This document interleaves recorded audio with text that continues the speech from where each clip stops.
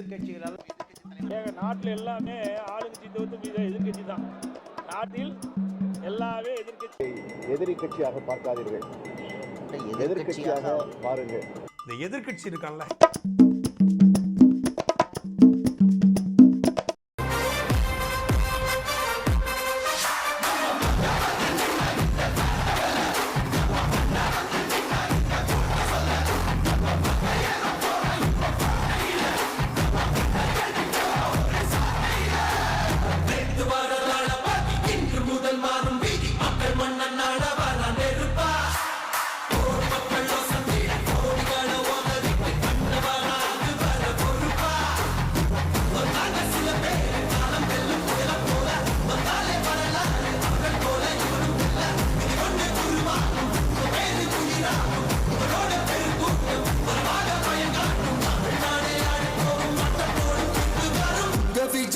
விஜய் உயிர் என்ன வரனா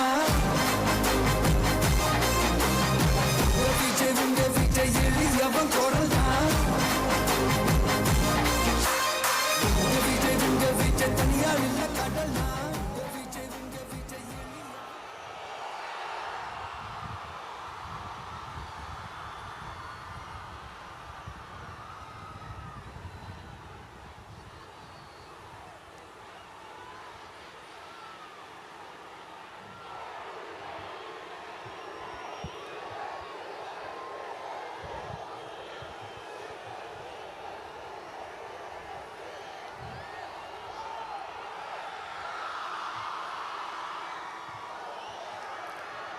மஞ்சள் மஞ்சள் பொதுவா நல்ல காரியங்கள் ஸ்டார்ட் பண்றதுக்கு முன்னாடி இந்த மஞ்சள் எடுத்து வச்சுதான் ஸ்டார்ட் பண்ணுவாங்க. நம்ம வீட்டில் கூட நம்ம அம்மா அக்கா தங்கைகள் நமக்காக நாம நல்லா இருக்கணும்ன்றதுக்காக மஞ்சள் புடவை கட்டிக்கிட்டு தான் வேண்டிக்குவாங்க.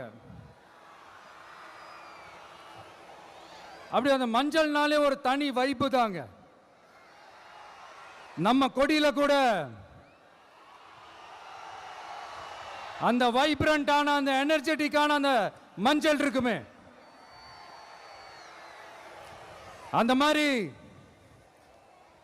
மங்களகரமான மஞ்சள் விளையிற பூமி தான் இந்த ஈரோடு பூமி.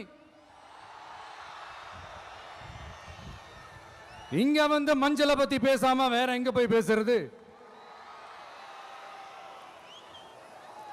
அது மட்டும் இல்ல, இங்க ஒரு மகத்தான ஒரு மனிதரை பத்தி நம்ம பேசி ஆகணும். இந்த ஈரோடு மண் விவசாயத்துக்கும் பேர் போன மண். இங்க நடக்கிற அந்த விவசாயத்துக்கு மிக முக்கியமான ஒரு கவசமா இருக்கிறது என்ன தெரியுமா? காலிங்கராயன் அணை, காலிங்கராயன் கால்வாய். காலிங்கராயன் அணை கட்டினதுலையும் கால்வாய் வெட்டினதுலையும் உயிரான உணர்வு பூர்வமான நிறைய விஷயங்கள் இருக்குது. அப்படி அந்த ப்ராசஸ்ல அவர் அந்த அணை கட்டும் போதும் கால்வாய் வெட்டும் போதும் ரொம்ப சோர்வடைஞ்சிட்டாராம். அப்ப அவங்க அம்மா அதை பார்த்துட்டு சொன்னாங்களாம், மகனே காளிங்கா, தயிர் வித்த காசு தாழ்வாரம் வரைக்கும் இருக்குது, மோர் வித்த காசு முகுடம் வரைக்கும் இருக்குது, அதை எடுத்துக்கிட்டு போய் அணைய கட்டியா கால்வாய வெட்டியான்னு சொல்லி தைரியம் கொடுத்தாங்களாம்.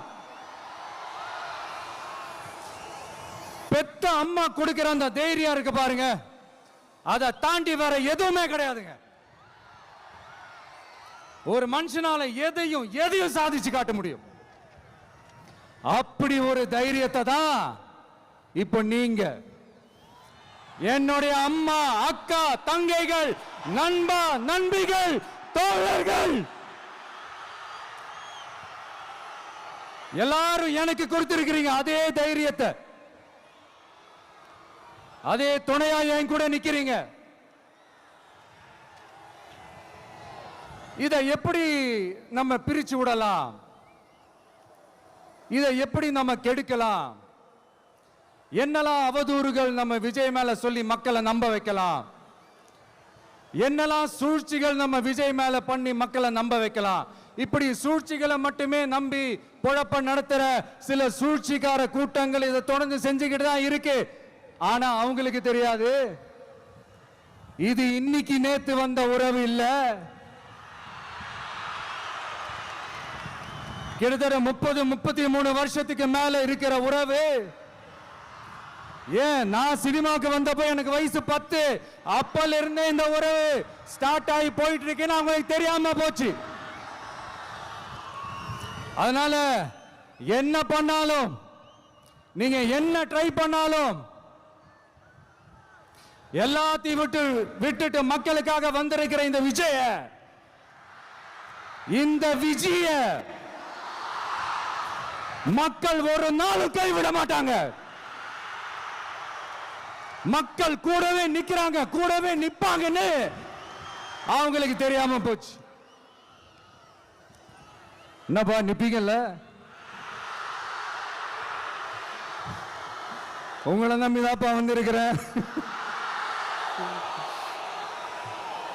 அதான் இந்த சத்தம் தாங்க வாழ்நாள் பூரா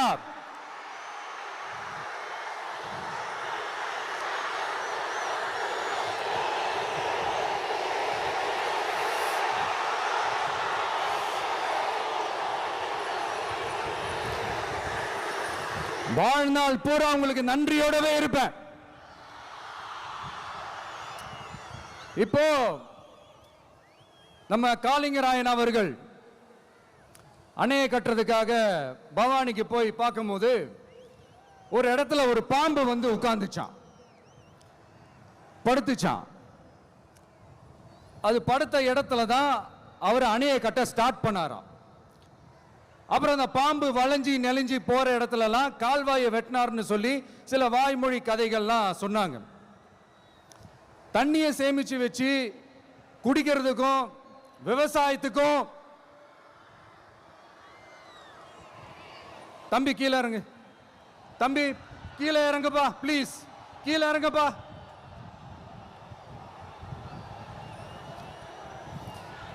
ஓகே, தேங்க்யூ. கீழே இறங்குங்க, கீழே இறங்குப்பா. நீ இறங்கினாதான் முத்தம் கொடுப்பேன்.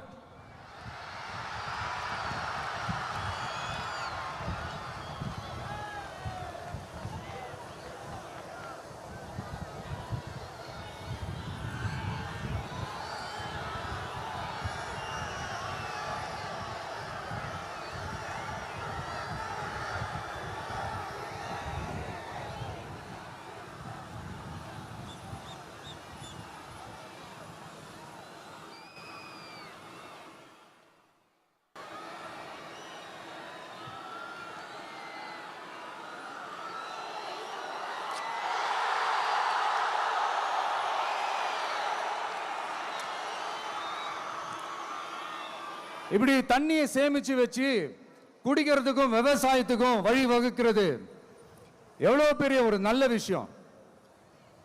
சோ இந்த மாதிரி நல்ல விஷயங்கள்லாம் செஞ்சிட்டு கதைகள் சொன்னா பரவாயில்ல, எதுவுமே செய்யாம கதைகளை மட்டும் அடிச்சு விடுறது எப்படி?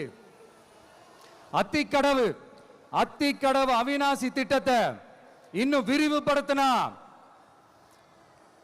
அந்த 3 மாவட்டத்தில் இருக்கிற லட்சக்கணக்கான மக்களுக்கு எவ்வளவு பிரயோஜனமா இருக்கும். எத்தனையோ லட்சம் ஏக்கர் நிலங்கள்ல விவசாயம் நடத்தினா எவ்வளவு பிரயோஜனமா இருக்கும். ஏன் அதெல்லாம் பண்ண மாட்டேன்றீங்க? வள்ளுவர் கோட்டத்துக்கு காட்டுற அக்கறைய இங்க மக்கள் வாழ்வாதாரத்தில் கொஞ்சம் காட்டலாம்ல, ஏன் காட்ட மாட்டேன்றீங்க? இங்க என்ன கவர்மெண்ட் நடத்துறாங்களா இல்ல கண்காட்சி நடத்துறாங்களா? இந்த 21ஆம் நூற்றாண்டிலே மக்களை பத்தி எதுவுமே யோசிக்கிறது இல்ல.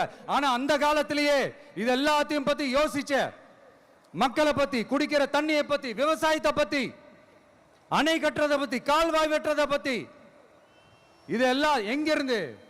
பவானியிலிருந்து நொய்யலாறு வரைக்கும் கால்வாய் வெட்டி இது எல்லாத்தையும் பத்தி யோசிச்ச காளிங்கராயன் அவர்களுக்கு கோடி கும்பிடு போட்டாலும் பார்த்தாதுங்க. இப்படி அந்த காலத்துல இருந்த ஒரு ஹீரோவை பத்தி பேசிட்டு இந்த காலத்துல அதாவது 1920th செஞ்சுரியில இருந்த ஒரு ஹீரோவையும் பத்தி நம்ம பேசி ஆகணும்ல. ஒருத்தர் இலகிய மனம் கொண்ட ஹீரோனா இன்னொருத்தர் இரும்பு மாதிரி அயன் மேன் தான். எஸ், நம்ம ஈரோடு கடப்பாறை தான்.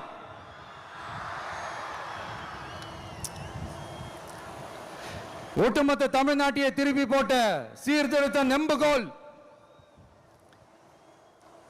ஈரோடு மாவட்டத்தில் பிறந்த அவர்தான் இந்தியாவுக்கே இடஒதுக்கீடு சம்பந்தமான அரசியல் சட்டத்தை திருத்தறதுக்காக போராட்டம் நடத்தினவர் யாரு? நம்ம தந்தை பெரியாரு. 100 வருஷத்துக்கு முன்னாடியே வகுப்பு வாரி பிரதிநிதித்துவம் வேணும்னு கேட்டவர். அன்னைக்கும் சரி இன்னைக்கும் சரி ஒரு ஆச்சரியத்தோட பார்க்கக்கூடிய ஒரு மனிதர், நம்மளுடைய கொள்கை தலைவர். அப்ப அண்ணாவும் எம்ஜிஆரும் யாரு? பெரியார் அவர்கள் கிட்ட இருந்து எங்களுக்கு தேவையான கொள்கைகளை எடுத்துக்கிட்டோம்.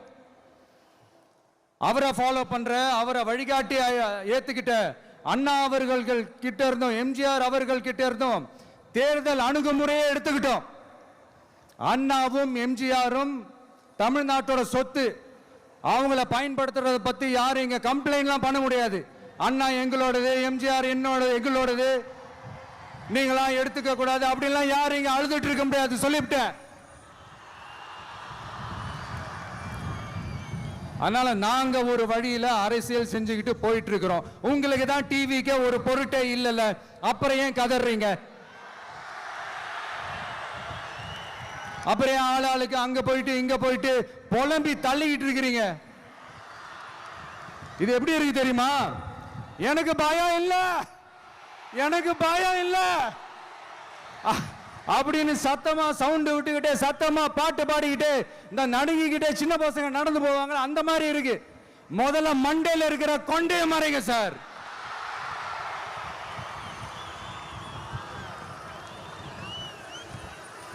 சும்மா மாறு வேஷத்துல மறு வச்சுக்கிட்டு மீடியா ஆளு ரேடியோ ஆளுன்னு இவங்க ஆளுங்களை மாத்தி மாத்தி அனுப்பிக்கிட்டு இதெல்லாம் என்ன மக்களுக்கு தெரியாதுன்னு நினைச்சிட்டு இருக்கீங்களா? மக்கள் எல்லாத்தையும் உன்னிப்பா கவனிச்சிட்டு இருக்காங்க. அதனாலதான் சொல்றேன், உங்களுக்கு நீங்க கொள்ளையடிச்சு வச்சிருக்கிற காசு தான் துணை. ஆனா எனக்கு என் மேல எல்லையில்லா பாசம் வச்சிருக்கிற இந்த மாசு தான் துணை.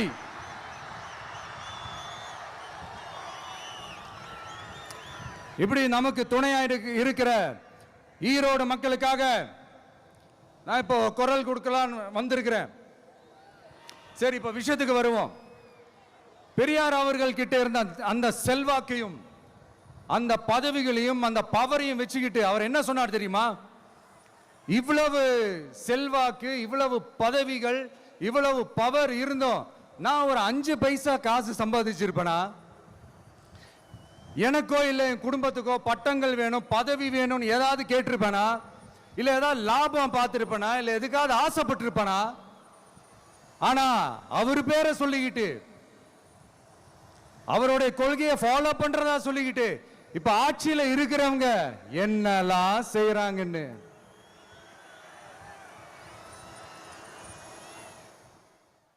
அதனாலதான் சொல்றோம், பெரியார் பேரை சொல்லிக்கிட்டு தயவு செஞ்சு கொள்ளையடிக்காதீங்கயா, தயவு செஞ்சு கொள்ளையடிக்காதீங்க. அவரு பேரை சொல்லிக்கிட்டு பெரியார் பேரை சொல்லி கொள்ளையடிக்கிற இவங்க தான் நம்மளுடைய அரசியல் எதிரி. மக்களை நீங்க சொல்லுங்க, நம்மளுடைய அரசியல் எதிரி யாரு? நம்மளுடைய கொள்கை எதிரி யாரு? ரிப்பீட், நம்மளுடைய அரசியல் எதிரி யாரு? நம்மளுடைய கொள்கை எதிரி யாரு? உங்களுக்கு புரியுதுல்ல? எனக்கு அது போதும்யா, எனக்கு வேற எதுவுமே தேவையில்லை.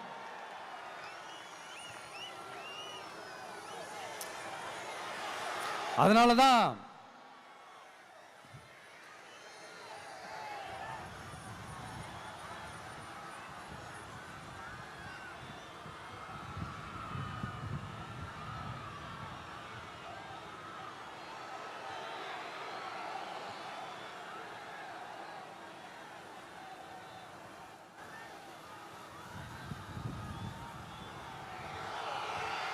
உங்களுக்கு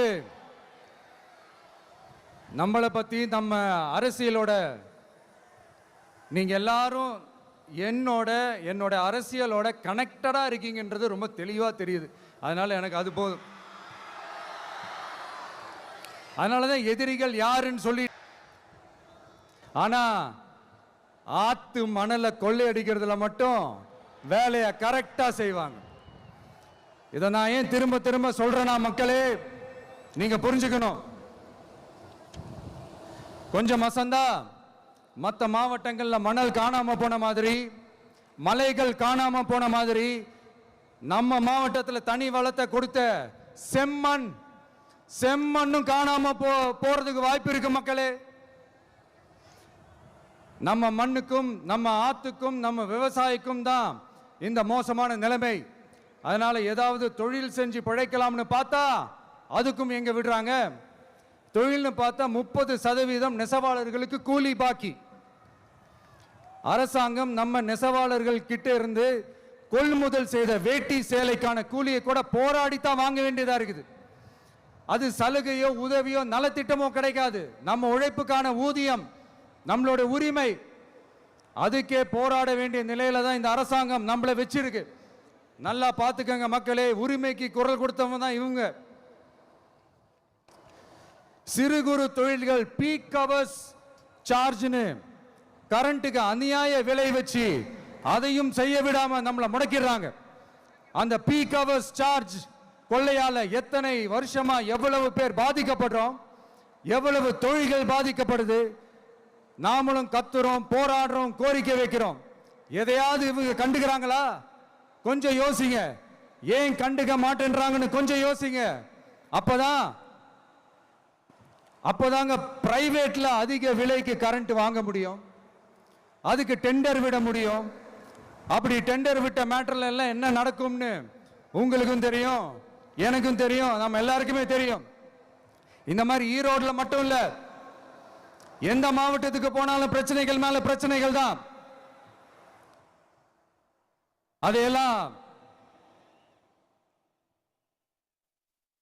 தீக்கிறதுக்கு ஒரு சொல்யூஷன் கூட சொல்லாம இதுல வேற பெருமையா மாடல் அரசுங்கிறது இல்ல. நான் கேட்கிறேன், கூச்சமா இல்ல?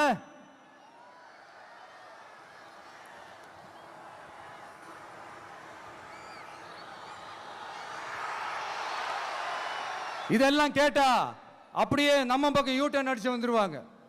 விஜய் என்ன அரசியல பேச மாட்டேன்றாரு, விஜய் என்ன சினிமா டயலாக் மாதிரி பேசுறாரு, விஜய் என்ன பஞ்ச் டயலாக் பேசுறாரு, விஜய் என்ன 10 நிமிஷம் தான் பேசுறாரு, 9 நிமிஷம் தான் பேசுறாரு. நான் எத்தனை நிமிஷம் பேசினா உங்களுக்கு என்ன சார்? நான் எப்படி பேசினா உங்களுக்கு என்ன சார்? உள்ள விஷயம் என்னன்னு பாருங்க சார். ஒவ்வொரு மாவட்டத்துக்கும் போய் மக்கள் ஃபேஸ் பண்ற பிரச்சனைகளை எடுத்து பேசிட்டு இருக்கிறேன். பின்ன அது அரசியல் இல்லாம வேற எதுதான் அரசியல்? உங்களை மாதிரி தனிப்பட்ட முறையில தரக்குறைவா அசிங்கமா பேசுறதுதான் அரசியல்னா அந்த அரசியல் நமக்கு வராதுன்னா நல்லாவே வரும். உங்களை விட எனக்கு அது நல்லாவே வரும். வேணான்னு விட்டு வச்சிருக்கிறோம். அப்புறம் உங்களுக்கு நமக்கு என்ன வித்தியாசம்? காஞ்சிபுரத்தில் நாம பேசும்போது இந்த மாதிரி உங்களால் அமைக்கப்பட போற ஆட்சியில நம்ம ஆட்சிக்கு வந்த உடனே என்னெல்லாம் செய்ய போறோம்ன்றது சிலது சொன்னோம். அதையெல்லாம் தப்பா புரிஞ்சுக்கிட்டு இப்போ சொல்றேன், விளக்கமா சொல்றேன், நான் சலுகைகளுக்கு எதிரானவன் கிடையாது. மக்களுக்கான சலுகைகளை இலவசம்னு சொல்லி அசிங்கப்படுத்துறதுல எனக்கு உடன்பாடு கிடையாது.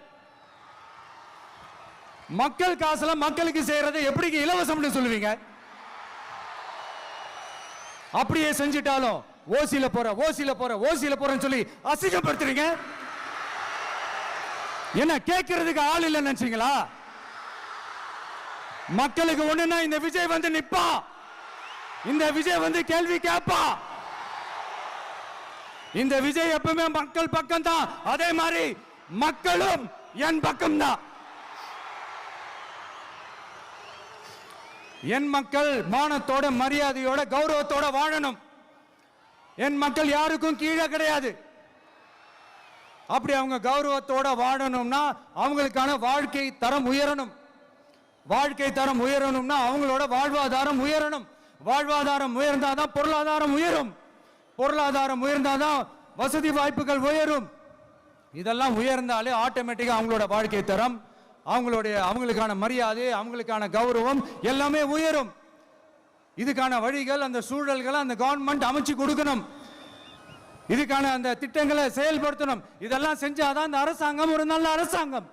இதைத்தான் சொன்னோம்.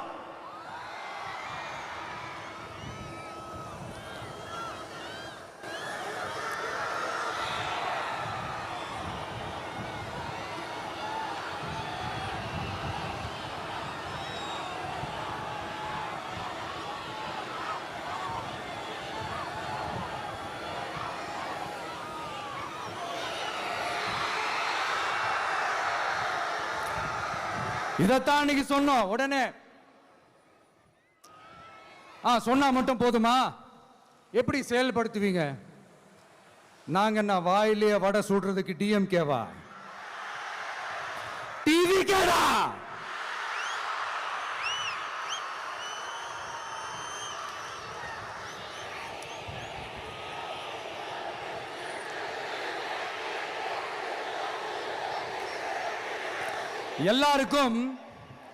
எல்லாருக்கும் நிரந்தரமான ஒரு வீடு இருக்கணும்னு சொன்னோம். உடனே எங்க ஆட்சியிலே நாங்க எல்லாரும் வீடு கட்டி கொடுத்துட்டோமே அப்படிங்கிறது இல்ல. நான் கேட்கிறேன், இங்க உங்களை தான் கேட்கிறேன், இங்க வாடகைக்கு இருக்கிறவங்களே இங்க யாரும் இல்லையா? எல்லாருக்கும் சொந்தமா வீடு கட்டி கொடுத்துட்டாங்களா? அடுத்து வீட்டில் இருக்கிற ஒவ்வொருத்தரும் மினிமம் டிகிரி படிச்சிருக்கணும் அப்படின்னு சொன்னோம்.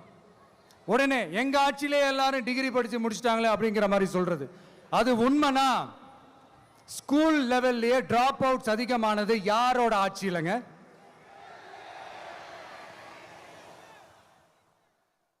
பசங்க பிள்ளைங்க யாரும் ஸ்கூல்ல சேரலன்னு சொல்லிட்டு எனக்கு தெரிஞ்சு 207 கவர்மெண்ட் ஸ்கூல்ஸ் மூடினது யாரோட ஆட்சியிலங்க?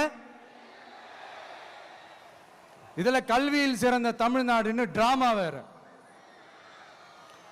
அடுத்து குடும்பத்தில் ஒருத்தருக்கு நிரந்தரமான வருமானம் வரணும், வேலை வாய்ப்பு கிடைக்கணும் அப்படின்னா நாங்க கொடுக்காத வருமானமா, நாங்க கொடுக்காத வேலையா அப்படிங்கிறது. எத்தனையோ லட்சம் காலி பணியிடங்கள் நிரப்புவோம்னு வாக்குறுதி கொடுத்துட்டு ஆட்சிக்கு வந்தீங்கல்ல, எத்தனை லட்சம் காலி பணியிடங்களை நிரப்புனீங்க?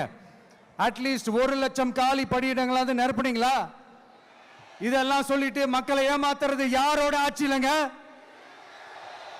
அடுத்து ரொம்ப முக்கியமா, பெண்களுக்கு பாதுகாப்பு இல்ல, சட்டம் ஒழுங்கு சரியா இல்லைன்னு சொன்னா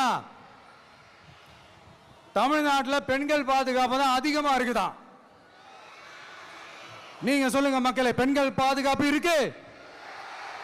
சட்டம் ஒழுங்கு சரியா இருக்கு? அவங்க சொல்றது உண்மையா? அவங்க சொல்றதை நீங்க ஏத்துக்கிறீங்களா? சத்தமா கேக்குதா சார்? இதுதான் ரியாலிட்டி, இதுதான் நிஜம். நம்மளுடைய ஆட்சியில சட்டம் ஒழுங்குல சமரசமே இருக்காது. அதனாலதான் இவ்வளவு ஸ்ட்ராங்கா சொல்றோம், தைரியமா இருங்க மக்களே. இந்த மாதிரி விஷயங்கள்லாம் நம்ம மக்கள் கிட்ட எடுத்து சொன்னா உடனே இந்த இது எடுத்துட்டு வந்துருவாங்க.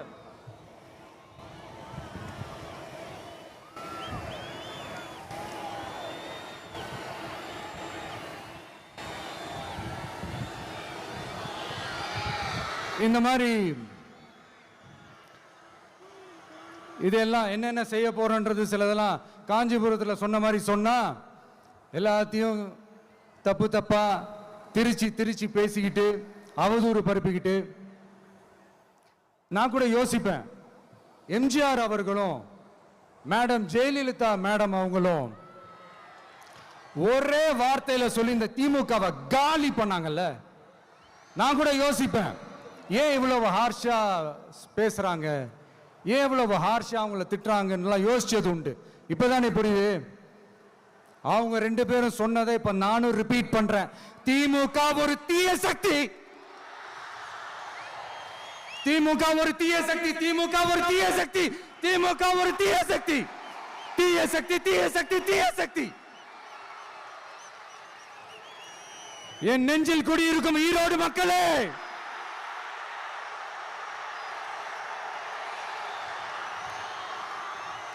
டிவிகே ஒரு தூய சக்தி. எப்படி? டிவிகே ஒரு தூய சக்தி. தூய சக்தி டிவிகேவுக்கும் தீய சக்தி டிஎம்கேவுக்கும் தான் போட்டியே.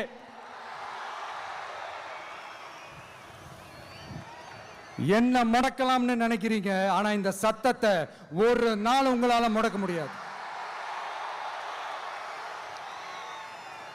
மக்கள் விரோத திமுக அரசை வீழ்த்த மக்கள் சக்தியான நம்மளால மட்டும்தான் முடியும். அண்ணன் செங்கோட்டையன் அண்ணன் அவர்கள் நம்ம கூட வந்து சேர்ந்தது நமக்கு ஒரு மிகப்பெரிய ஒரு பலம். அந்த மாதிரி செங்கோட்டையன் அண்ணன் அவர்கள் மாதிரி இன்னும் நிறைய பேர் வந்து சேர இருக்கிறாங்க. அவங்க எல்லாருக்குமே அந்த உரிய அங்கீகாரத்தை கொடுப்போம். அது மட்டும் இல்ல, அப்புறம் இன்னொரு விஷயம் சொல்ல மறந்துட்டேன். இப்போ ரீசண்டா ஒரு இடத்துல நம்ம சிஎம் சார் அவர்கள் பேசும்போது சொன்னாங்க, என் கேரக்டரையே புரிஞ்சுக்க மாட்டேங்கிறேன். இது சினிமா டயலாக் இல்லையா? நான் ஏதாவது பேசினா சினிமா டயலாகா? சார் பேசினா அது சினிமா டயலாக் இல்லையா? சிலப்பதிகாரத்திலிருந்து எடுத்ததான் அந்த லைன். என் கேரக்டரையே புரிஞ்சுக்க மாட்டேன்றது. உங்களை எப்படிதான் சார் புரிஞ்சுக்கிறது? எந்தெந்த விஷயத்துலலாம் சார் உங்க கேரக்டர் நாங்கள் புரிஞ்சுக்கிறது? அதையும் நீங்களே சொல்லிட்டீங்கன்னா கொஞ்சம் நல்லா இருக்கும் சார். சட்டம் ஒழுங்குல நாடே சந்தி சிரிக்குது, அதுலையா? பெண்கள் பாதுகாப்புல நாடே சந்தி சிரிக்குது, அதுலையா? பொய் வாக்குறுதிகளா கொடுத்து ஏமாத்தி ஆட்சிக்கு வந்தீங்களே, அதுலையா? எதுல தான் சார் உங்க கேரக்டர் நாங்க புரிஞ்சுக்கிறது? ஆனா ஒண்ணு, தமிழ்நாட்டில் ஆட்சி செய்யற நீங்களும் சரி, ஒன்றியத்தில் ஆட்சி செய்யறவங்களும் சரி, நீங்க ரெண்டு பேரும் முதல்ல என்னோட கேரக்டரை புரிஞ்சுக்கணும் சார். என்னோட கேரக்டர்னு சொன்னது நம்ம மக்களோட கேரக்டரை. 2026 சட்டமன்ற தேர்தலோட அந்த கேரக்டரே கொஞ்சம் வேற மாதிரி சார். அதை கொஞ்சம் தயவு செஞ்சு நீங்க புரிஞ்சுக்கணும் சார். புரிஞ்சுக்கலன்னா மக்களே உங்களுக்கு புரிய வைப்பாங்க சார். கான்பிடென்டா இருங்க சார், நல்லதே நடக்கும் சார். வெற்றி நிச்சயம் சார். மீண்டும் சந்திக்கும் வரை நன்றி, வணக்கங்க சார். நண்பா, நண்பிகள், இங்க வந்து எல்லாம் வந்து பார்த்தோம், எல்லாம் நல்லபடியா நடந்தது. சேஃபா வந்துட்டு சேஃபா வீட்டுக்கு போயிடுங்க. எனக்கு எல்லாத்தையும் விட நீங்க தான் எனக்கு முக்கியம். தயவு செஞ்சு சேஃப்டியா போயிட்டு வாங்க. ஒரு ஈரோடு செல்ஃபி ஒன்று எடுப்போமா?